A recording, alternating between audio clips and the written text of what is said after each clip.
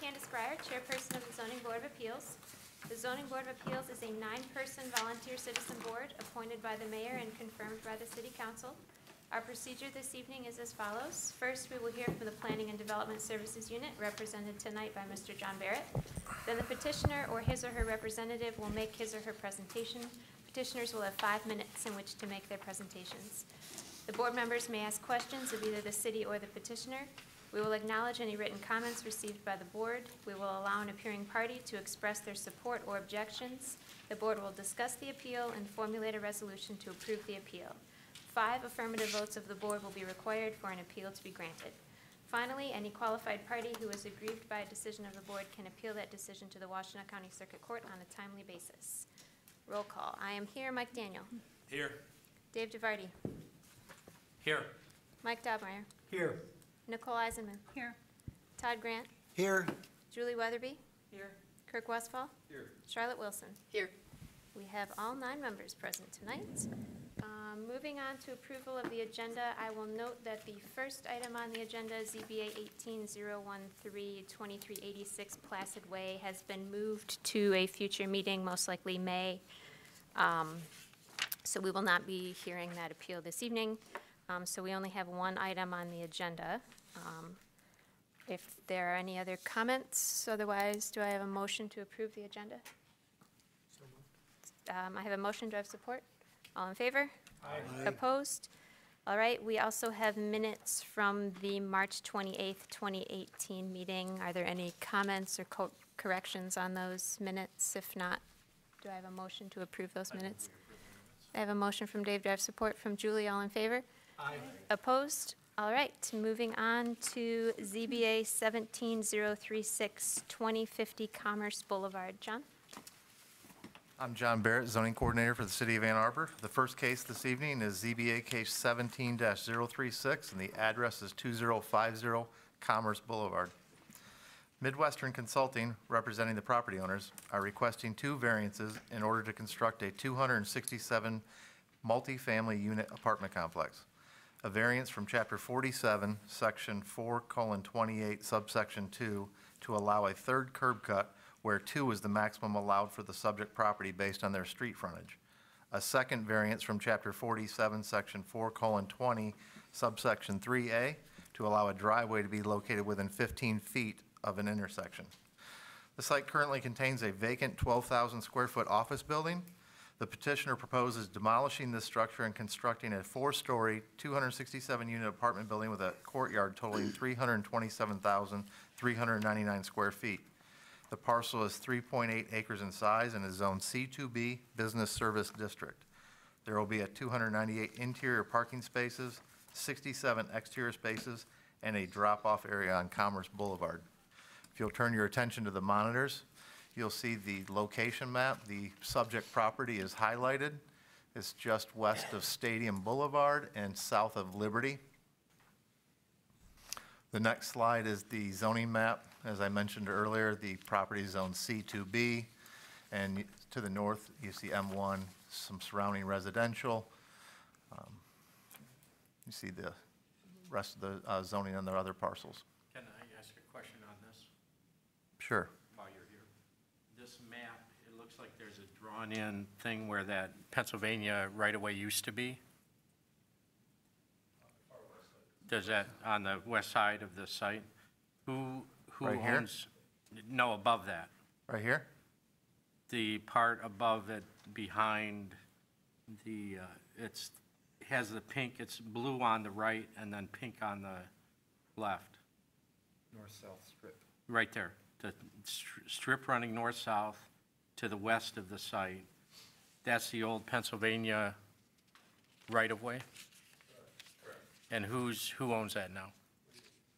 Okay, The- good enough, thanks. Moving right along. The next slide is the aerial of the surrounding properties and conditions. The next slide is a zoomed-in photo of the property and how it currently exists. Actually, it's empty now. This is one of the site plans that was submitted with the application. This is the third proposed driveway entrance to the site. The other request is for this intersection to be located within 15, this entrance to be located within 15 feet of this intersection. You see the proposed building on the interior. You see the circulation that's being proposed. These are the photos that I took as the site currently is in existence. This is looking down Commerce towards Stadium Boulevard to the north. These are surrounding properties. This is approximate location. This is the intersection where the proposed entrance would be within this 15-foot intersection. This is the interior of the site, looking out towards Stadium Hardware.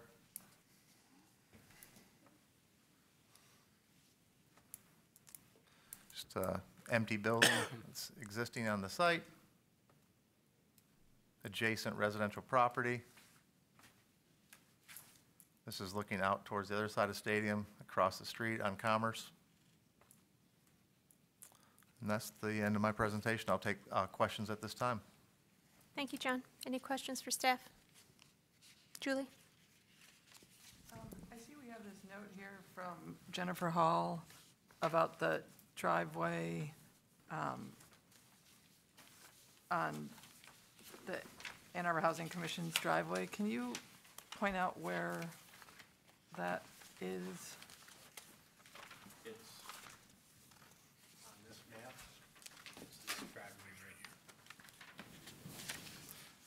I think that's she's talking about the proposed variance right here. That driveway. The Housing Commission was in favor of the driveway / entrance exit to be located within this 15-foot intersection. And then their driveway will just kind of come off of that? Well, there's a little parking lot there Yeah. that's on, you can see on the map. Here's interior parking, and then here's another entrance right here, and then the third one will be over up here on the northeast side of the site. John, Yes. in the absolute lower left corner of that development site, Right right here? there, there's a little parking lot there to the left. Just go past the border of that site. There's a little parking lot there, up a little bit, up. Right up, here? Right there. That is the lot that serves one of the Housing Commission units, or one of the buildings from the Housing Commission. There are 3 Housing Commission buildings stacked there along Federal, or along Pennsylvania, To the Yeah. west. to the south To of the this. south, yep. Right. And there's a parking lot there which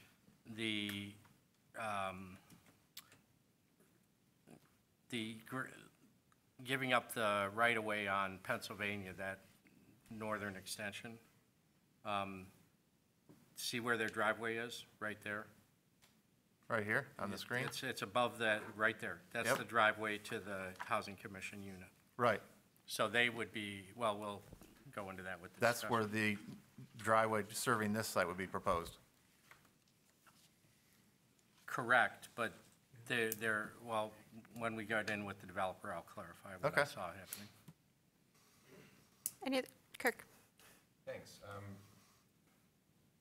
This is a kind of an anomaly with the typical petitions that we see, with a very limited sort of determination and motion. Can you comment on,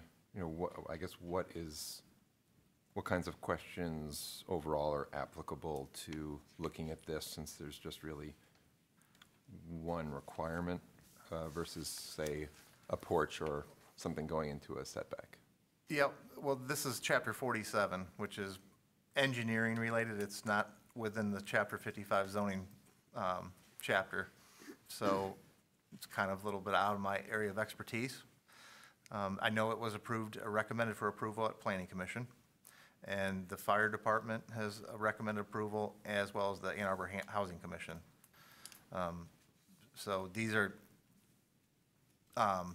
engineering standards that are required, not necessarily zoning, but Zoning Board of Appeals is the avenue or the board that allows relief from engineering standards. And so this is the avenue that the applicant needs to go through, the zoning board, to seek relief from engineering standards from Chapter 47. And engineering is supportive, and that's why planning committee? Yes. Okay. Yes, sir. And with regard to the fire issue, I know you may not be able to speak for her, but she mentions, it says, I reviewed this project and based on the 2 fire access roads as shown on the west and east. And then she says both are necessary. Can you point to what she means by west and east? These two right here, the connectivity, so they'll have a way to access the entire site, and so that the fire trucks, I believe, could reach this building. So she's talking about the necessity of those 2 drives, regardless of where they enter or exit. She just says those are necessary. And then presumably there's a case for why the extra Correct, curb and cut is needed. the applicant is going to speak more to the need for the third entrance. They don't have this required street frontage for this third entrance, and that's the reason for this variance, and it's also due to the fact that the city has abandoned this right away. But I believe the consultants will speak more to that. Good, thank you. Yes, sir. Any other questions for staff?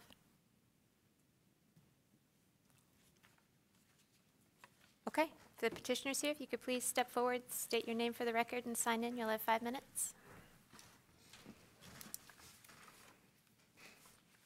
Good evening, ladies and gentlemen. My name is Scott Betzold. I'm with Midwestern Consulting, and we were primarily responsible for assembling the site plan.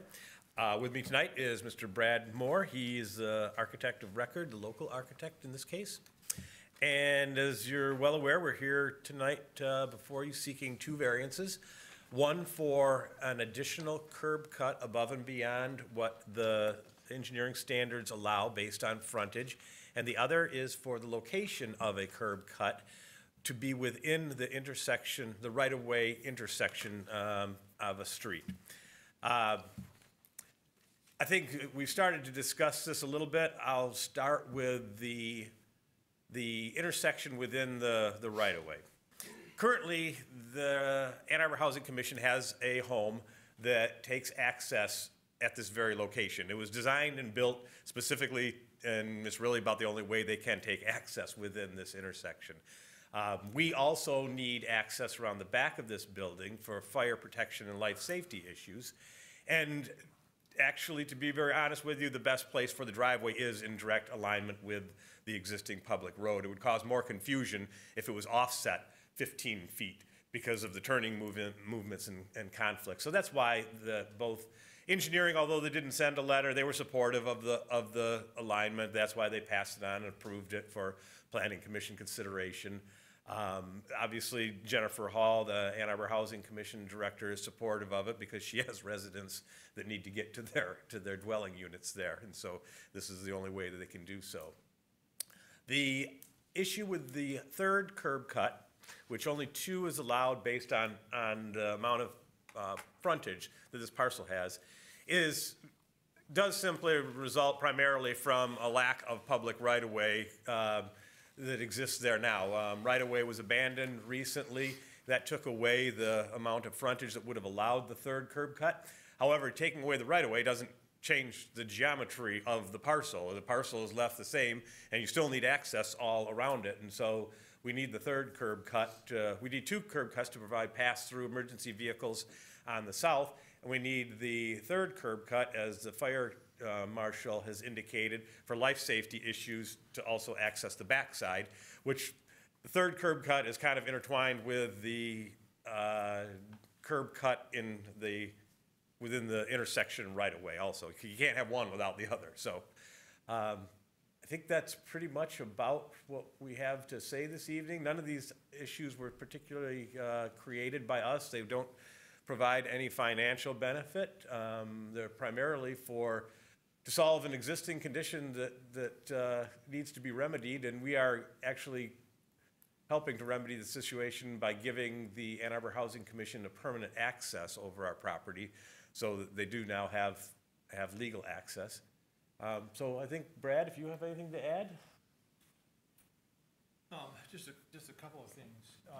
As Scott mentioned, we're utilizing the two existing curb cuts on Commerce, where Commerce makes that 90-degree bend. It's a kind of a two-way intersection, but it's 90 degrees. So by having our access to the Housing Commission properties and our westernmost parking lot, it creates a T intersection. Again, geometries are ideal there. We're happy to put a stop sign on our property so that people coming out from our parking lot would have to stop there. The city could easily place another stop sign on westbound Commerce if they felt that was an appropriate thing to do. We've agreed on that western parking lot to defer the spaces which face west onto the neighboring condominium property, as well as putting a buffer there of 6-foot-high fence and landscape plantings to try to buffer the two properties, and so that we wouldn't have headlights, being directed into there. So even though this plan that's up shows parking in both directions, that western rank would be deferred. It's kind of hard to tell on the other curb cut, the one to the northeast, just looking at it, because you can see where the federal, what used to be Federal Boulevard kind of continues in an arc along the north side of our property. But when the city abandoned or vacated that, they vacated it much closer to where our curb cut comes in, even farther down, farther. A little farther Right south, right there, yep. That's where the city abandoned that or vacated that right away, depriving us of enough frontage to make that a acceptable by engineering standards curb cut. And so we were only left with that small connection. That's the only thing that the city left us in order to get that third connection for the fire truck to go out. Thanks. Any questions for the petitioner? Dave? So this went to Planning Commission. Was it for a site plan review, or what was it? Yes, site plan approval. And so you're not asking for any parking variances or anything? Nope. So you're meeting all the parking requirements as required by zoning for parking for Correct, residential? yep. The, one question, when I was on city council way back in the 1980s, it was street vacations came up a couple times, usually in regard to the university wanting some street vacations. But doesn't the property revert half to the people on the west and half to you? Only, sorry. Sometimes. Yeah. In this particular case, the Pennsylvania Avenue right-of-way was all within a plat. The property to the west is meets and bounds property, and so it has to stay within the plat, or the plat has to be amended by everybody who has interest in property in the plat, which is a complete nightmare, as you can imagine. To the north, that was split in half because the two properties, the property to the north and our property, are within the plat. Okay. So that's how we ended up with the entire Pennsylvania right-of-way. Okay. And then I noticed, I actually walked the site today, there's an increasing elevation as you go north on that Pennsylvania vacation. And you said you were going to defer adding the parking spaces there, or you were going to just screen them Well, so the ones that are on the west, the ones that were. on the west, Yeah. facing the west? The ones so where your car would pull in. if Yeah, you- headlights facing west. Right. All of those. Those would be graded. Yep. But not paved, those would be deferred. Yep. And the screening's going in anyway, as if we were gonna put the cars in. So, and those spaces aren't needed to meet your parking needs at this point? They are not required to meet our parking, but the But you might want- financing entities wanna see that we could put them in. Okay. Is there, when you grade the site, is there the possibility of doing some sort of a flatter grade? I don't know how you're grading the site, so maybe those apartment buildings are going to be at a higher elevation than where your parking lot is anyway. So that, the western leg of that courtyard, you see on the plan there, Yes? has parking at two levels, internal parking, a Right. garage, so to speak. So that arm of that courtyard, which runs north-south, is stacked levels of internal garage parking. lower level is accessed where you can see, as you turn into that driveway off what was Pennsylvania, there's a curb cut that goes into the building. That accesses the lowest level of that parking in that arm. That goes into the building. And then as you continue north along that grade, it rises an entire floor, Right. so that at the top part of that, you go into the upper level of the parking deck. So we're Oh, so actually, you're building a parking deck? there's a it's two, in- well, it's a two-story, the first two floors of that leg are Okay. parking, and then the next two are residential. Okay, I see. So on this plan here, can you show me what's parking deck? Actually, let me grab a bigger drawing. Because I don't think it's on the septic, John.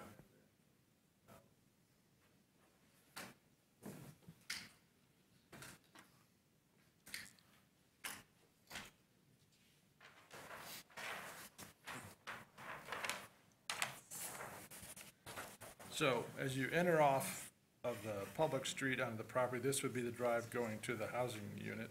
Right. And then the first drive here takes you into the first level of parking there. Okay, As this continues Rises. to rises, right.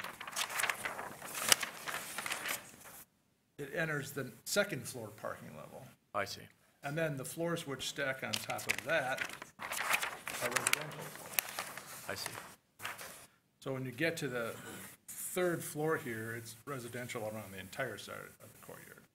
So we're actually using that grade to give us Oh, access. this middle rectangle is a courtyard? Courtyard, Yeah. correct. Okay, gotcha. So there'll be some outdoor space in the middle there. So we actually are using that grade to our advantage to get to that And second floor. so on this map that you're showing right here, which is the parking that's facing to the west? The stuff that's hatched here Right. is the deferred parking that's facing west. So there aren't a lot of spaces there. Well, there's there are, this that's- many that, on that level. Yeah. And then there's this many, because it's sloping, so Right. basically all the parking that would face west. About 30 spaces. I see. So your financiers are wanting that to be added in case there's a need to support the sale of the residential units or the It ha- rental of. It happens to be that I the zoning ordinance requires 1.5 spaces per dwelling unit for multifamily zonings. Right. But when you do multifamily development in non-multifamily districts, this is a commercially zoned district, you only have to provide one per dwelling unit to meet city code. But because that's less than every other multifamily property in the city, the financing entities look at that as a detriment. So we're putting in enough to satisfy the financing company, but not building it. So how many built spaces per residential unit are you putting in? 1.3? Okay. 267 are required by code, and they're proposing 365, and with 31 deferred. Right, okay. So the 31 deferred would, if those are ever utilized, would essentially bring you up to the code of multifamily, Well, just below it. just below. 1.3 versus closer to the 1.5. multifamily. Close enough that the financing entities are comfortable. Okay, I have it. Thank you very much. Any other questions for the petitioner? Kirk? Thank you. Slightly tangential on the parking as well. How are you treating the reserve spaces and the outdoor spaces in terms of spaces per unit? Are they reserved? Are they paid?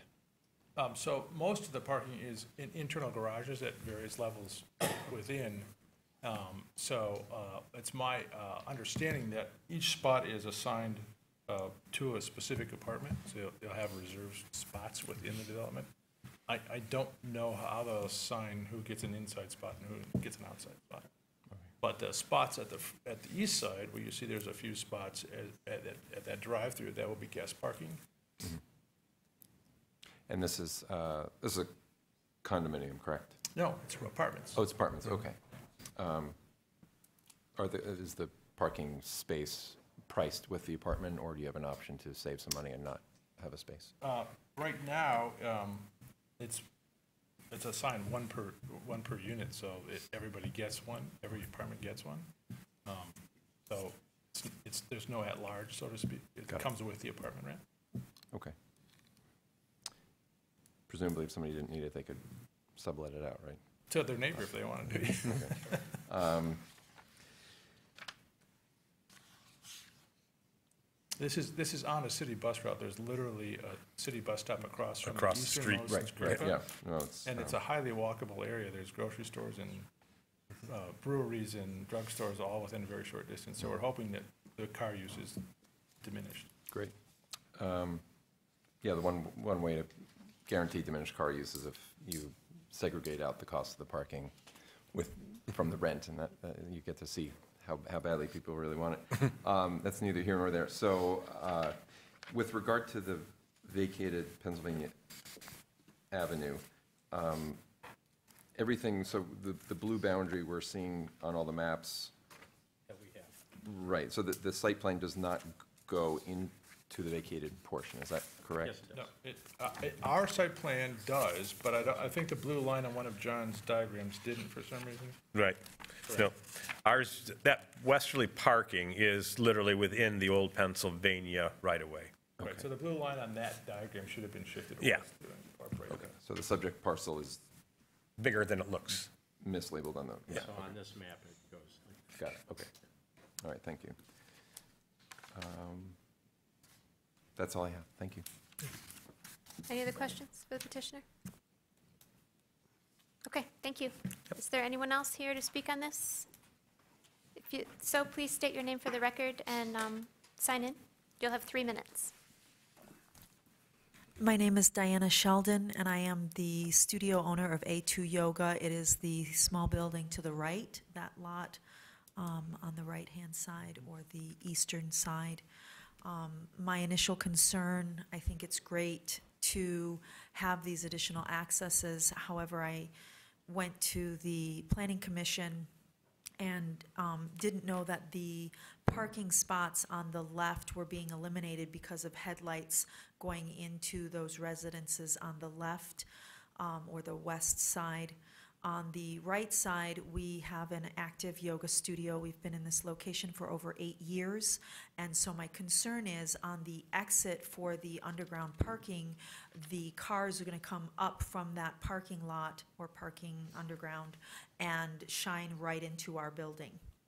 And so, you know, I know that I don't know if this is the correct place to be bringing this concern up, but I think it's great that they have these additional accesses because of the volume of people that will be living in this residence, and there's nothing that we can do about it because it's already been approved by the Planning Commission. However, my concern is the location of the exit from their underground parking garage that comes literally into our building, and then they have to cut a quick right to come back out onto Commerce Boulevard there, which was also a concern for people coming around the curve with the Pennsylvania Avenue. On the northeast side, I think that's an excellent entrance. Perhaps, you know, again, this is something that you guys have say in, and we have very little say. But that is our biggest concern, is the volume of people coming and going from their parking garage and how it will impact our business and the flow of traffic, as well as the sound and the pollution of cars. Thank you. Thank you for your time. Is there anyone else here to speak on this petition? I will note, as was mentioned earlier, we received correspondence from the Fire Marshal Kathleen Summersgill with regard to the 2 fire access roads, as well as a letter of support from Jennifer Hall, the Executive Director of the Ann Arbor Housing Commission, in support of this petition. Candace, I Yes. think the petitioner has the opportunity to speak to those comments if they would like. Oh, yes. I was going to ask a question. So the city has looked at sightline distance from that existing curb cut down Commerce eastward, and they feel it's perfectly acceptable to have both bidirectional ingress and egress curb cut there. We have provided a separation between our entry drive and their building to accommodate the vegetation that is currently there. Basically, we're replacing what is now an entry drive there with new pavement. So it's not our intention to take down the existing vegetation. We'd be happy to add some additional vegetation in that area, evergreen vegetation to screen the lights. But we don't believe that's going to be a detriment to the neighbor. Thank you. Oh, yes, Kirk. Are you finished? Well, I was going to ask, I noticed that little space there. I don't remember how much vegetation was there, but it sounds like you're willing to try to mediate any potential light issues by adding to some vegetation that's already existing there, which seems like a modestly priced way to try to deal with that issue. We'd be happy to do that. Yep, okay. Kirk. Thanks. Oh, while you're still there, sorry. And I'm glad the neighbors came. I'm assuming as this comes to city council, hopefully you'll have some dialogue with them. I'm guessing, I mean, from the direction of the driveway, you know, if it's people coming in from that northeast entry, that will shine lights. You know, there'll be a significant change in the number of headlights coming into the north end of their building. I'm not sure if there's windows on their north end. And as they come around to that drop off, it'll start shining in the west end. So I can imagine that there'll be some light issues. Yeah, what I want. The exit from their underground parking goes straight into Right. our building. Right. In addition to the lights coming out of their parking, there's going to be circulation which will angle headlights, whether it's the drop coming out of the drop off. I'm assuming there'll be some light there. I'm glad there's going to be a conversation. It's not really- And what isn't apparent on that drawing is that you'll notice there's another entrance to the garage down on the light that comes out Federal. And the garage is connected, so somebody who is in that underground garage will have the option of coming out Federal. It's not like they're all going to have to come out on Congress. Right.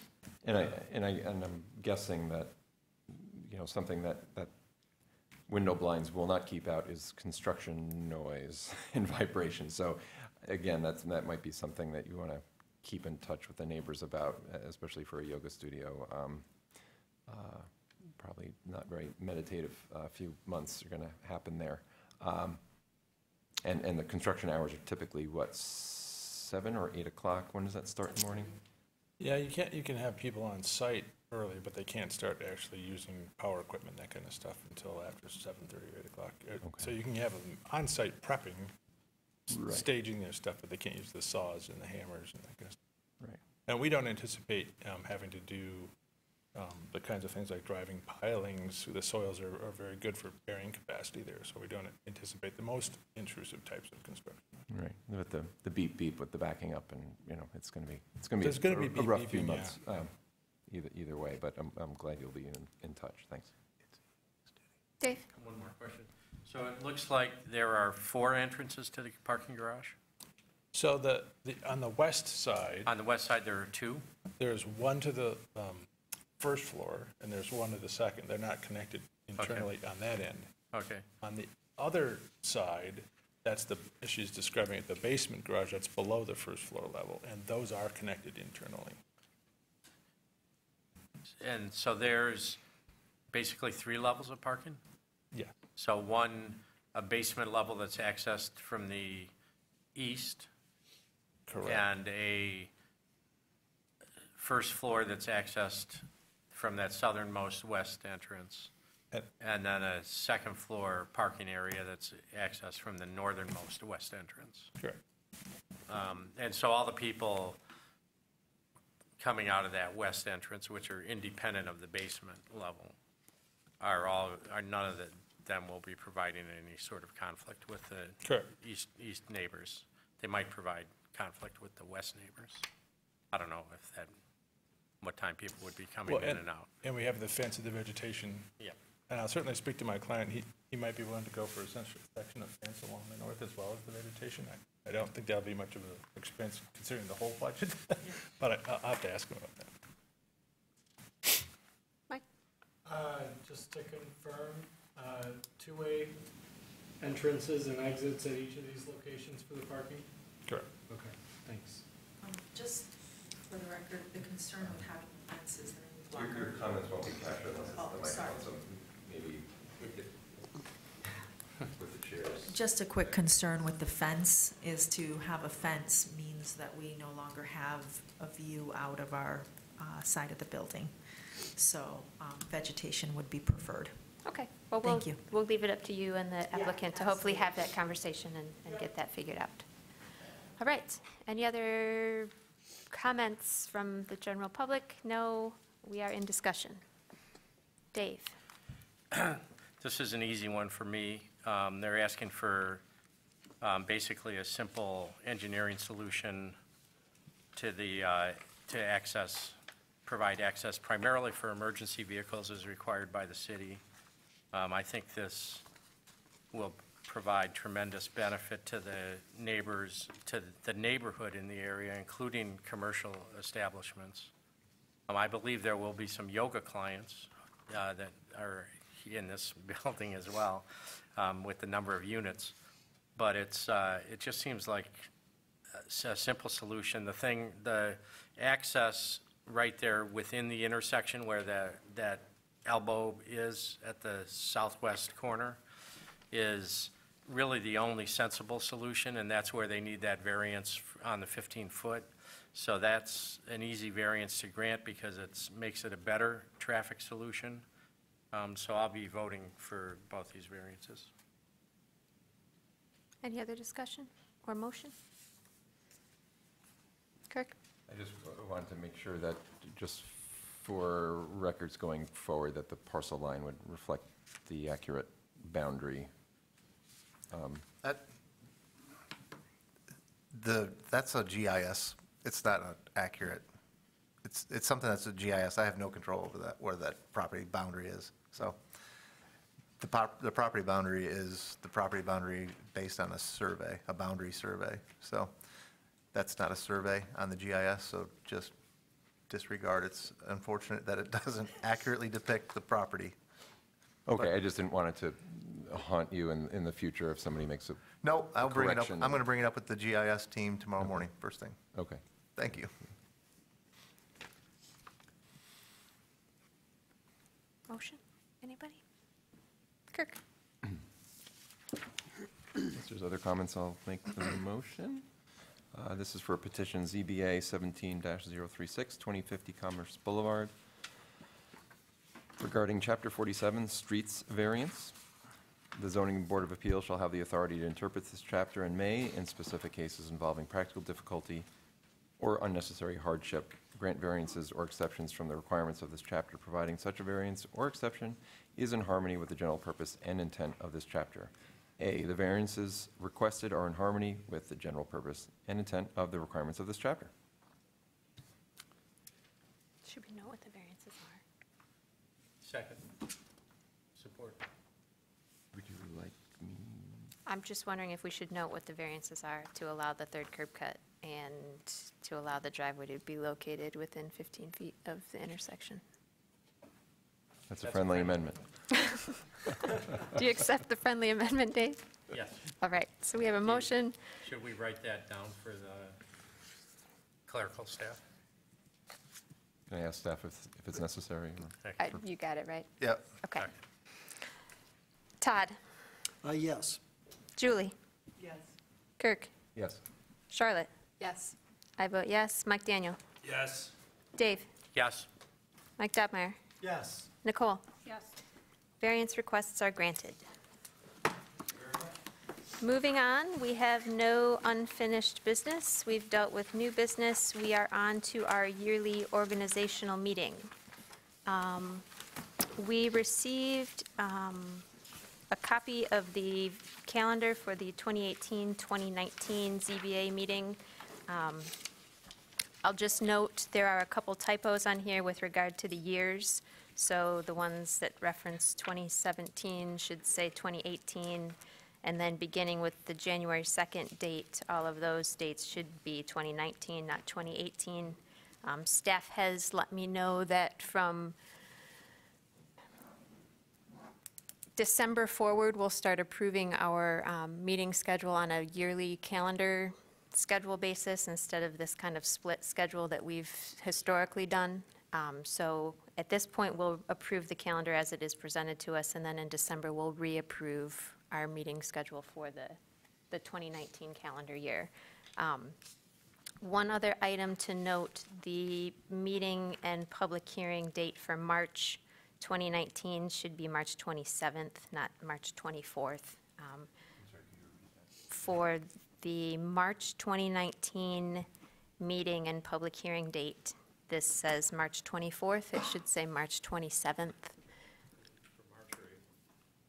It's March.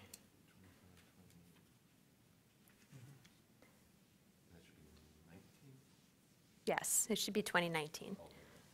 But that'll be corrected when we reapprove the 2019 calendar in December. So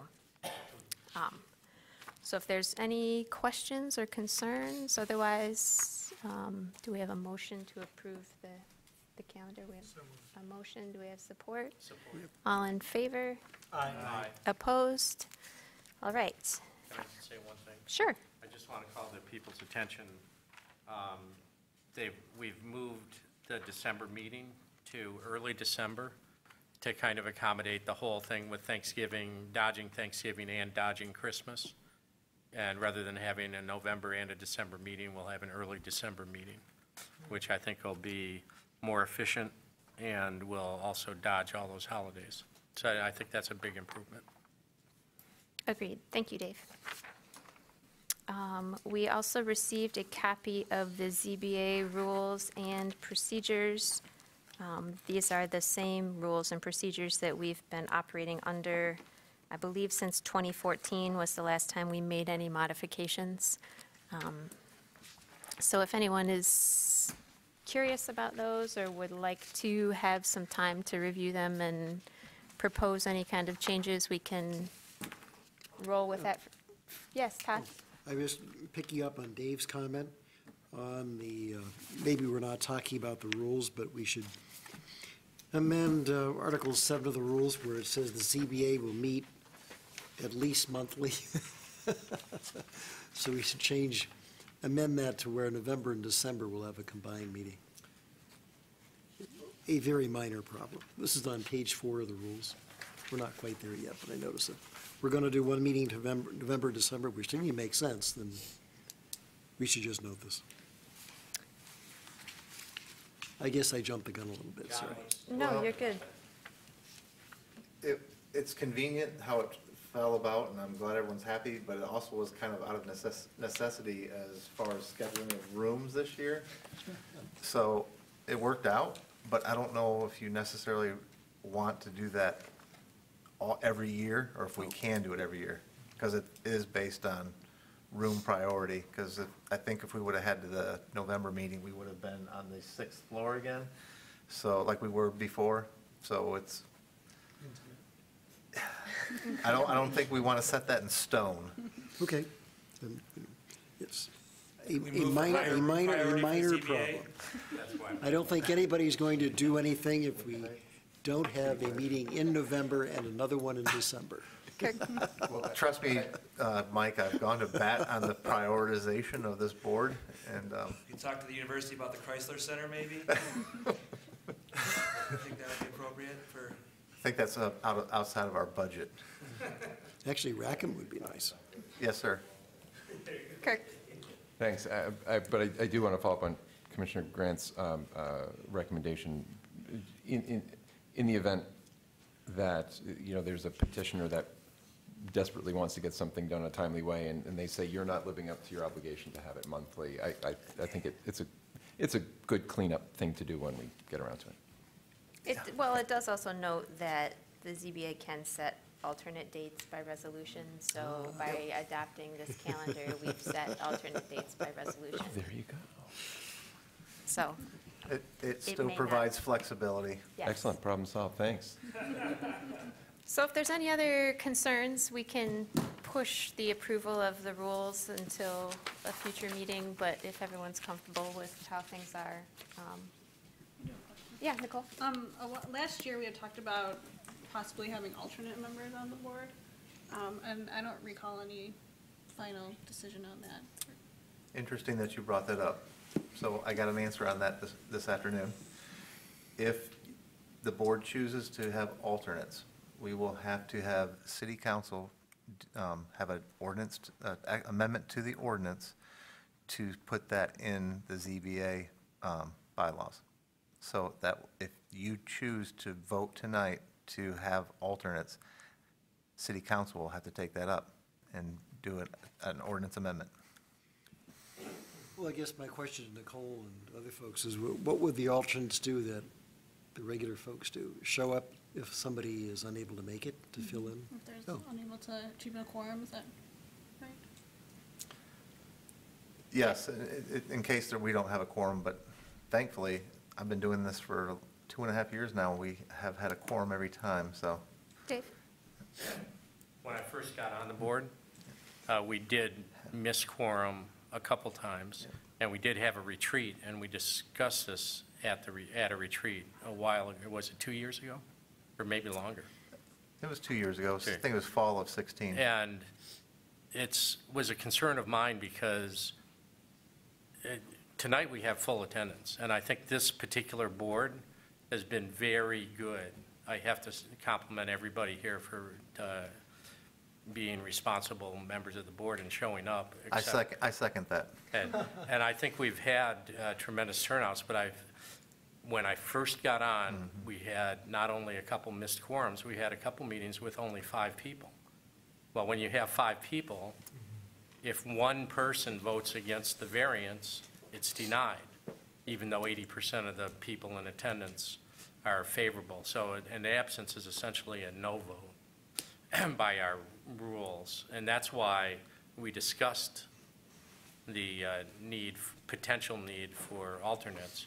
But if people are responsible and are showing up, I don't think we need it. And, the board as it's comprised right now of the people that are sitting around the table, I think, may mean we don't need the alternates at this point. But that's for other people to weigh in on. And Kirk, I don't know if you want city council to have to bring that up. Yeah, go ahead. I'm more than happy to carry the will of the ZBA to council if we need to change the bylaws. I'm happy to do that. I think it's certainly a valid suggestion, even for situations where there might be, recusal or something like that. So, I don't know. I'll be the messenger, whichever way you go. I see both sides, but if There would this have is to be the appropriate there would time- have to be a motion and then a second, and then you would vote. Mike, did you? Yeah, well, I was going to bring up the point about conflict of interest. I mean, it seems like that is a no vote if you remove yourself because of that, And I think what Dave has said is valid. I also think we need to be thinking about this in the context of what the ZBA needs long-term rather than just what this current board kind of tends to do. Right. And I guess maybe I would answer with a question. Are there other boards and commissions that there are alternates for in the city? None that I know of. Well, we could set a good example. Not in the city, but I know in a lot of other communities that's commonplace to have alternates for every board. Okay. Todd? Let me say 2 things. One, I don't think there's a need for alternates. That's my first thing. The second thing, I want to announce that I won't be here next month. Speaking of which. But I will be here in June. Julie? I think if the board has full membership, there probably doesn't need to be an alternate, because you could have several people gone and it not be an issue. I would be concerned at having an alternate. Would that person just show up sort of last minute? It seems like an alternate, you might have to have a couple alternates, and at some point, having alternates for a volunteer board who might or might not have to show up, maybe at the last minute. I don't see how feasible it is I don't know that actually makes it a better situation. It's almost sort of like, hey, can somebody just come and sit? You wouldn't necessarily have a background. You wouldn't necessarily be notified days in advance. I just don't, I think if you have a full board, I know when I came on, there were at least a couple spaces that hadn't been filled. So maybe it's more of just a kind of trying to keep full membership on the board effectively does the same thing. Dave? I'd like to propose something which I think would be, and Mike, I'm, thinking in terms of, this is a responsible board that's been very good about attendance, but I've personally seen what can happen when that doesn't happen, and as Julie stated, there are times when there are vacancies. I would propose maybe we create 2 or 3 alternate positions to be filled by emeritus members of the ZBA, so people that have been aged out, who their terms are over. We could request that they serve as alternates, and if board members know they're not going to be at a meeting, then staff can request among those alternates who are just served, they don't have to come to every meeting. They have the experience of having served on the ZBA, so they know what we're about. But the staff has 2 or 3 alternates that they can call to serve as in those alternate positions. But if staff could maybe draft something up like that, that could meet a lot of needs and provide us with people to fill these seats who have experience at this table, considering these variances. And that might be a way to address shortfalls in attendance in the future. John, would staff be willing to maybe draft us up something? Are you suggesting a motion? Yeah, You guys are the boss here. Okay. This is up to you. If you have a motion and get a second, then you have a vote. And then we will take that, I will take that to the planning manager, and he will bring it to city council. Okay. And then city council will be the ultimate deciding authority. Kirk? Thanks, and I just whispered to Dave if he could just hold off 1 second on his motion, if he still wants to do it.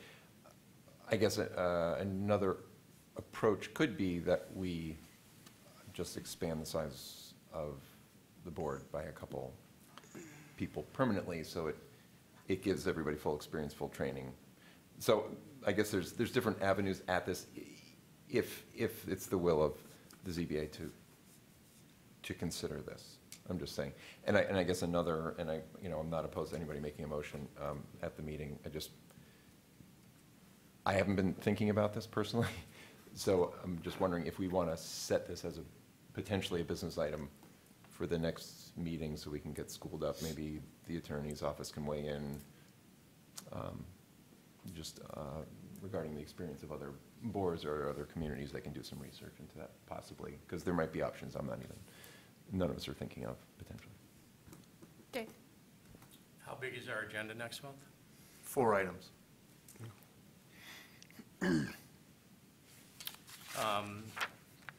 Here's what I'd like to do. If it's, I'd like to not make a motion tonight, but I would like to meet informally, John, with you over lunch and talk about some of these ideas around, and maybe come to the board in the future under new business with a proposed motion for discussion, and it may not be next month, but maybe another meeting when we have a shorter agenda.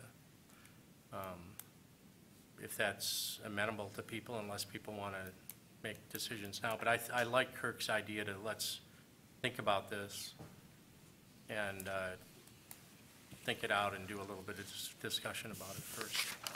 So you want to have a motion to postpone the No. alternate discussion? I want to have an informal meeting with you over lunch Okay. and think about drafting up, So- and I don't think we need a motion for this, but you could Huh? help me if you're willing to do this. So there's no draft motion up. on the alternates now? So we're not going to take action on the alternates tonight, but Unless people want we to. are, Someone else wants to. right. But, so Dave's proposal is that we not take action on the proposed alternates to the ZBA tonight, and that he would kind of work up some potential options, working with city staff And bring them back to the ZBA for discussion and consideration at a future meeting. Right. Okay. Kirk? And I guess in the meantime, I would recommend we approve, well, do we even need a motion? I think Or if we're if it's just just an leaving agenda the item, right? meetings If- as they are, or leaving the rules as they are, I don't think we necessarily need to Do we need do to? any action on them. We don't need to If affirm. you agree and vote on the rules and procedures how they are right now, nothing's changed. And Okay, so then- we don't actually have And to then the take a vote. discussion can take place later on, but we don't have to have a motion on that. We just agree on the current rules and procedures and keep moving forward. So it's not a review, it's a review, not an annual adoption. Right. Quote unquote. Okay, thank you. Mike, did you have a comment? Okay. I have one. Yes. So I guess my thought is Ann Arbor has an embarrassment of riches in terms of citizens who are interested in these types of things. So I guess I just have an encouragement, and maybe, John, you can speak to this a little bit more, whether it's now or in the future, but it feels to me like I know people that want to be on the ZBA and haven't been on, and I think that we should be thinking about that as we consider maybe expanding the ZBA or just this generally, is how do we get more people involved? So that's just a thought. I will say I've been pleasantly surprised with the interest level and becoming a ZBA board member at this municipality. I've experienced hardships at other jurisdictions, and whenever we have had a vacancy, it's been really easy to fill that vacancy. We've had multiple applications on file and someone ready to step in at that moment.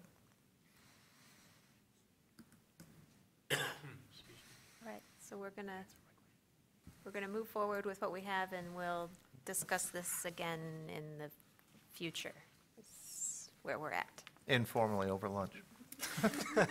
That's on the record, so.